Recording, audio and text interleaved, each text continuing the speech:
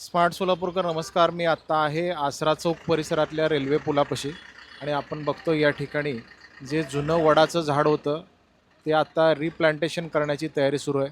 या ठिकाणी क्रेन मागवण्यात आलेले आहेत. रेल्वे विभाग आणि खाजगी मक्तेदार यांच्याकडून हे काम सुरू आहे. अनेक दिवसापासून हे काम थांबून होतं. खरं तर वर्ष उलटून गेलं म्हणायला हरकत नाही. 2026 सुरू झालेलं आहे आणि गेल्या अनेक दिवसापासून याचं काम संत गतीने सुरू होतं. आज या ठिकाणी आपण बघतोय कशा पद्धतीने ह्या झाडाचं जे मूळ आहे, खालचा जो पार्ट आहे तो काढून इथे जवळच असलेल्या एका जागेवर ते प्लांट करण्यात येणार आहे. हे वडाचं झाड खूपच जुनं आहे. इथल्या सगळ्या नागरिकांची मागणी होती की हे वडाचं झाड रिप्लांटेशन करण्यात यावं आणि ते कायम आपल्यासोबत राहावं अशा इथल्या लोकांची मागणी होती. या झाडाला मोठ्या कटरच्या साहाय्याने कट करण्यात आलं आणि आता ते इथून पुढे इकडे स्वामी समर्थाचं मंदिर आहे त्या मंदिराच्या समोर असलेल्या जागेमध्ये हे लावण्यात येणार आहे. क्रेनच्या साहाय्यानं हे उचललं जातं आहे. या मूळ खड्ड्यातून त्याला कटरच्या साहाय्याने कट करण्यात आलं आणि हे थोडंसं ओढलं जातं आहे. आता तिथं खड्ड्यातून बाहेर घेतलं जातं आहे. आता याला बाजूने सगळीकडनं ह्याला तारेनं बांधण्यात आलेलं आहे. मोठी ताकद याला लागते क्रेनच्या साहाय्यानं. गेल्या अनेक दिवसापासून हे काम संत गतीनं सुरू होतं. आसराकडून जुळे सोलापूरकडे जाणारा जो आपला रेल्वेचा पूल आहे त्या पुलाच्या शेजारी हे झाड होतं. या पुलाचं विस्तारीकरणाचं काम सुरू आहे. आपल्या सगळ्यांना कल्पना असेल, जे या भागातून जातात त्यांना माहिती आहे. या पुलाच्या कामाच्या मध्ये ह्या अडथळा ठरत होता झाड. त्यामुळे या झाडाचं रिप्लांटेशन करावं अशी सगळ्या लोकांची मागणी होती. आपण बघतोय क्रेनच्या साहाय्यानं हे झाड हलवण्यात येत आहे.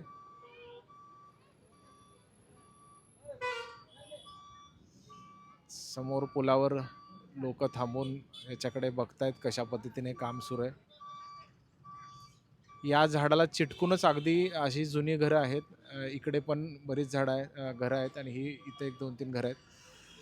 या घरांना झाडाचं वजन बघा, ते क्रेनची समोरची बाजू उचलली जाते पण ते हलत नाही आहे.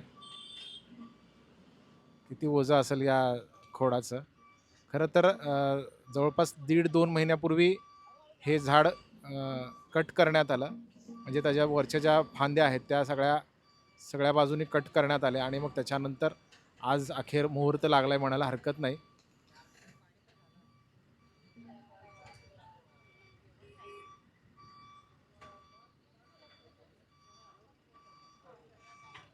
रेल्वे विभागाने ज्या मक्तेदाराला हे काम दिलं आहे त्यांच्याकडून, त्यांच्या टीमकडून हे झाड रिप्लांट करण्याची तयारी सुरू आहे.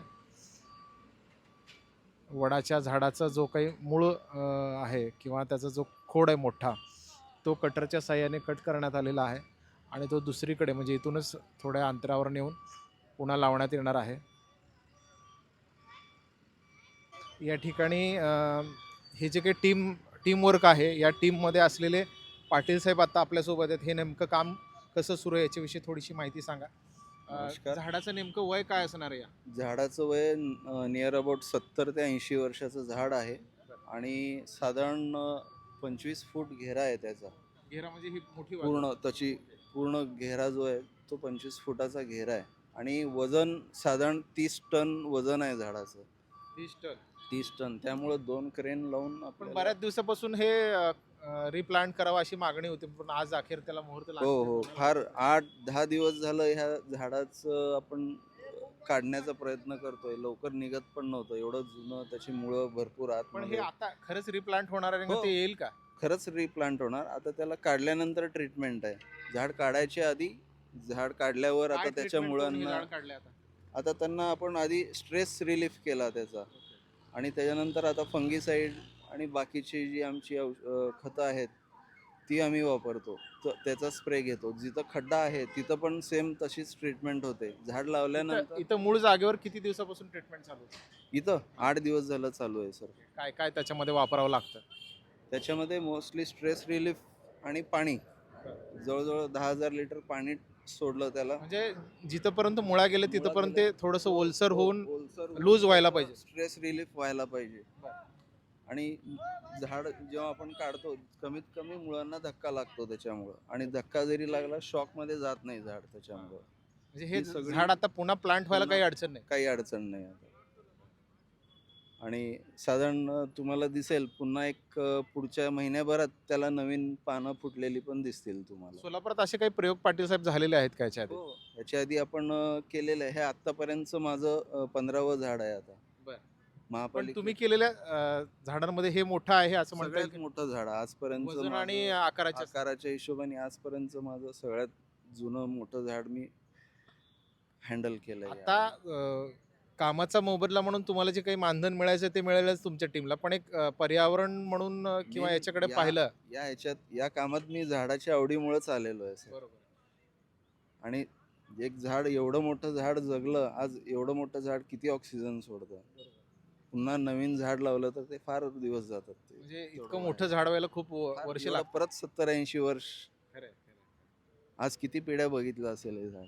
आता मूळ जिथून हे झाड काढलंय तिथं पुन्हा तिथल्या राहणाऱ्या लोकांना काही अडचण येऊ शकते का? पुन्हा तिथून काही उगू शकतात? नाही काही उगवू शकणार नाही, का तर जिथं आपण काढलो तिथं पण पुन्हा आपण ते येऊ नये म्हणून पण ट्रीटमेंट आहे. जे मुळं राहिलेले आहेत जमीन आहे त्याला पण ट्रीटमेंट करतो आपण, ती पुन्हा फुटू नये म्हणून. मग आता ह्याला काही क्लीन केलं जाणार आहे का आहे तसंच खड्ड्यात लावायचं आहे? ह्याला आता क्लीन नाही, ह्याला आता आपण स्ट्रेस रिलीफचं पुन्हा एकदा स्प्रे घेणार, फंगीसाईड आणि इतर. म्हणजे आजच लावायचं का उद्या? लगे आजच सेम डे. खड्डा झालेला आहे पूर्ण. तयार आहे आपला. ओके. खड्डा तयार आहे, खड्ड्याची पण ट्रीटमेंट. आता हे जे काही वडाचं झाड आहे हे मूळ जागेवरनं कसं काढलं हे आपण पाहतोय आणि त्याला कशा पद्धतीने शिफ्ट केलं जात आहे, ते पुन्हा कसं लावलं जातं हा आपण दुसऱ्या पार्टमध्ये बघणार आहोत. पण ठेकेदार जे इथले आहेत आणि पर्यावरणप्रेमी त्यांच्या माध्यमातून हे कशा पद्धतीनं काम सुरू आहे हे आपण या व्हिडिओच्या माध्यमातून पाहतोय.